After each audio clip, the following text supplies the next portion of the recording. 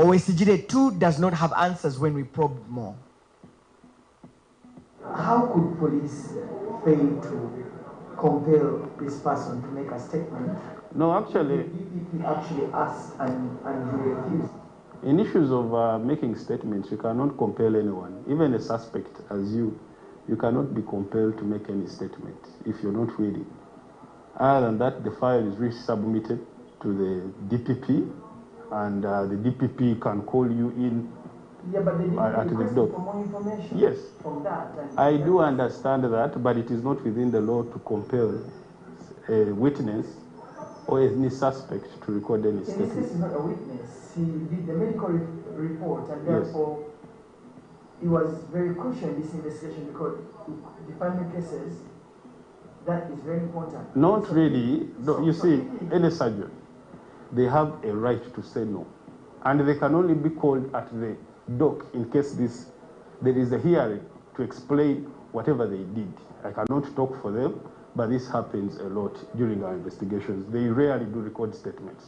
But you see, that makes them, because one of the cores in that investigation for the DPP is the medical report, and it's very, very. I know. It is very important in the prosecution. It is very important. Like I said, we cannot force a medical officer to record a statement.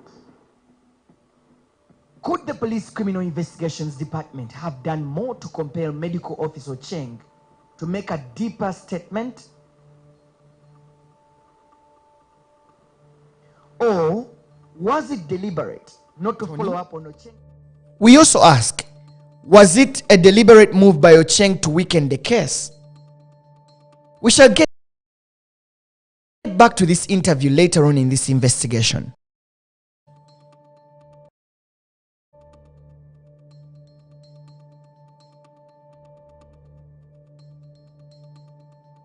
Shall we then conclude that the state attorney was justified to close the case basing on this unclear medical report form?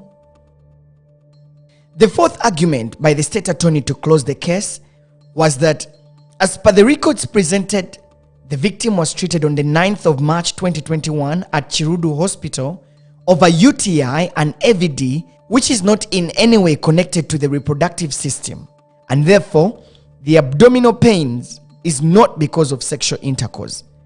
The AIJ Unveils desk has seen the medical records from Chirudu Hospital where Nakamate received treatment after complaining of abdominal pains.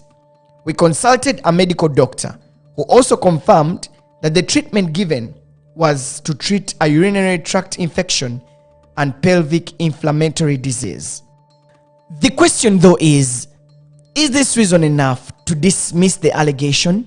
Lastly, the state attorney states that there is a serious misunderstanding between the complainant, who is the mother, and the accused, the father, to the extent that the complainant left the suspect's home and hid with the children since 2013 until 2020.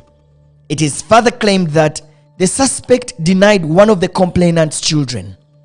It cannot be ruled out that the complainant was using this case as revenge against the suspect. According to the interview with Nakawesi, the mother of Nakamate, she had separated with Mubiru for close to 8 years.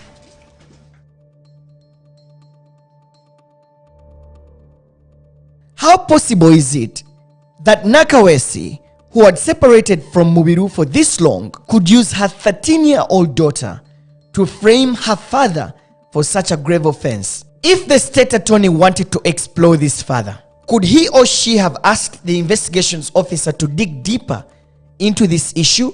The state attorney also raises the issue that Mubiru denies being the father of the three. The attorney was interested in this matter. Could he or she have investigated further to rule this out? Could he or she, for example, have conducted a DNA test to prove the allegation? Do we then find the state attorney justified to raise the issue as a reason enough to close the file? Having analyzed these reasons, the state attorney points to a weak investigations report from the Office of the Criminals Officer Violent Nambi. These pieces of evidence would have provided the state attorney more ground to take up the matter for prosecution. On the 5th of March 2021, Investigations Officer Violent Nambi together with the scene of crime officer, the area deputy LC1 chairman, Nakamate, the alleged victim, Nakawaisi, the mother, Robert Kaya, the uncle to the victim, and the area councillor Namfuka Gertrude all went to the scene of crime. Those present that day recall that they opened Mubiru Musa's house and started looking for any available evidence. We spoke to the deputy LC1 chairman of the area and he recollects what happened. Abasirikale abo bayingira mu nyumba ne bajjayo amasuuka bbiri.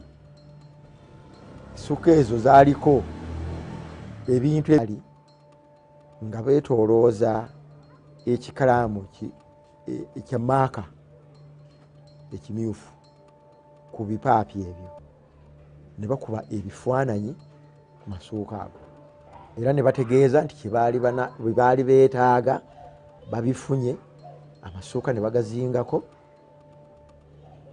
ne balagira mukyala landiroodi addemu aggalewo naye essuuka zo ne bagenda nazo. Robert Kaya